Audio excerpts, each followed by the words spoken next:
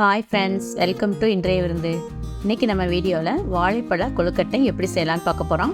வீடியோக்குள்ளே போகிறதுக்கு முன்னாடி முதல்ல என்னோடய சேனலை பார்க்குறவங்க சப்ஸ்கிரைப் பண்ணிக்கோங்க. வாங்க வீடியோக்குள்ளே போகலாம்.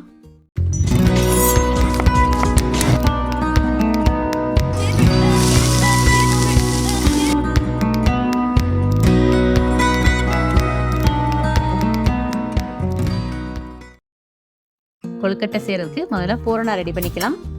அடுப்பில் வந்து நான் ஒரு வானல் வச்சுட்டேன்.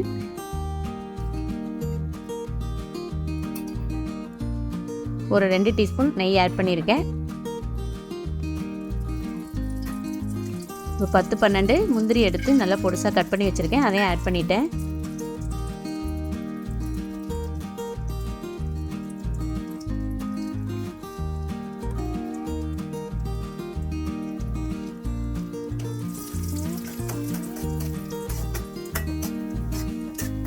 முந்திரி வந்து லைட்டாக வறுபட்ட உடனே அடுப்பை சிங்க் பண்ணிடலாம், இல்லைன்னா கருகிடும். இப்போ அரை முடி தேங்காய் வந்து துருவி வச்சுருக்கேன், அதையும் ஆட் பண்ணிட்டேன்.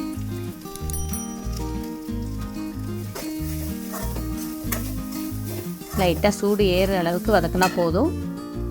இப்போ ஏலக்காய் பொடி கொஞ்சம் போல் ஆட் பண்ணிட்டேன். சர்க்கரை வந்து 2 டேபிள் ஸ்பூன் ஆட் பண்ணியிருக்கேன். சர்க்கரை போட்ட உடனே அடுப்பை ஆஃப் பண்ணிடுங்க. அந்த சூட்லேயே வந்து நல்லா மிக்ஸ் பண்ணி விட்டுருங்க. அதுக்கப்புறம் ஆறுனதுக்கப்புறம் நம்ம கொழுக்கட்டை செஞ்சுக்கலாம்.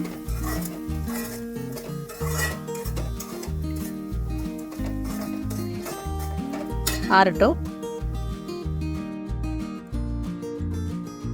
இப்போ பச்சரிசி மாவு 1/4 கிலோ எடுத்து வச்சுருக்கேன்.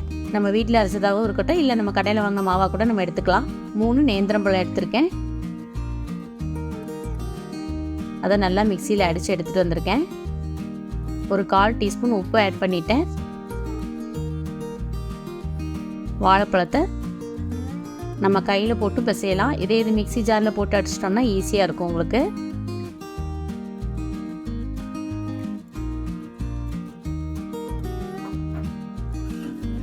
வாழைப்பழம் மாவில் எல்லா பக்கமும் வர மாதிரி நல்லா மிக்ஸ் பண்ணி விட்டு மாவு பிசையணும்.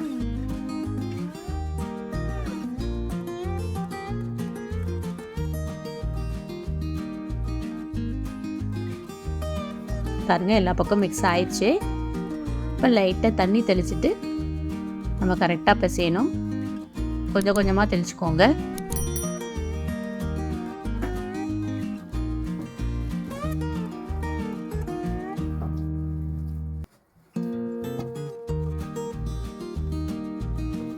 பாருங்க, ஒன்று போல் வந்துடுச்சு.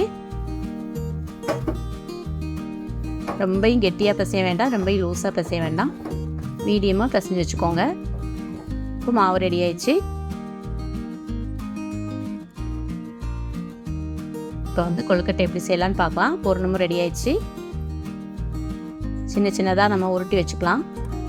ஒரு கிண்ணத்தில் வந்து எண்ணெய் எடுத்துக்கோங்க, தேங்காய் எண்ணெய் கூட நீங்கள் எடுத்துக்கோங்க.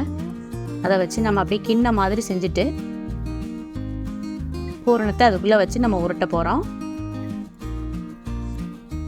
ஏற்கனவே வந்து மோதகம்லாம் எப்படி செய்யணும், பிடி கொழுக்கட்டை எப்படி செய்யணுங்கிற வந்து வீடியோ வந்து அப்லோட் பண்ணியிருக்கேன், பார்த்துக்கோங்க. இது கொஞ்சம் டிஃப்ரெண்ட்டாக நம்ம வாழைப்பழத்தை யூஸ் பண்ணி கொழுக்கட்டை எப்படி செய்யலாங்கிறத நான் போட்டிருக்கேன். இந்த விநாயகர் சதுர்த்திக்கு இந்த மாதிரி நீங்கள் செய்யுங்க, செஞ்சு பார்த்துட்டு கமெண்ட் பண்ணுங்கள்.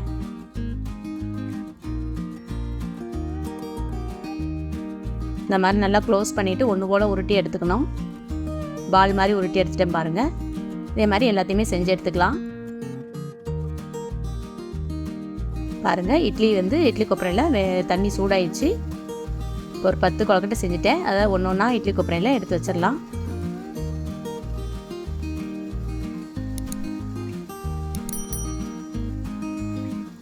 இது ஒரு 10 நிமிஷம் வெந்தால் போதும். நம்ம இட்லி கொப்பரையை மூடி வச்சுட்டு அடுப்பை வந்து சிம் பண்ணிடணும். ஒரு 10 நிமிஷம் வெந்தால் போதும். பாருங்கள், 10 நிமிஷம் ஆயிடுச்சு. 1/4 கிலோ அரிசி மாவு யூஸ் பண்ணோம்னா ஒரு 20 கொழுக்கட்டை வருங்க. இதே மாதிரி செஞ்சோம்னா நீங்கள் வெந்துருச்சான்னு எப்படி பார்க்குறதுனா, கையில் வந்து தண்ணி தொட்டுட்டு இப்படி தொட்டு பார்த்தீங்கன்னா கையில் ஒட்டவே ஒட்டாது. இப்போ ரெடி ஆயிடுச்சு. நம்ம எல்லாத்தையும் எடுத்துக்கலாம். இந்த ரெசிபி உங்களுக்கு பிடிச்சிருந்தா லைக் பண்ணுங்கள், ஷேர் பண்ணுங்கள், கமெண்ட் பண்ணுங்கள், மறக்காமல் சப்ஸ்கிரைப் பண்ணுங்கள். அப்படியே பக்கத்தில் இருக்க பெல் ஐக்கானையும் கிளிக் பண்ணுங்கள். அப்போ தான் நான் போடுற வீடியோ உங்களுக்கு தெரிய வரும். தேங்க்யூ.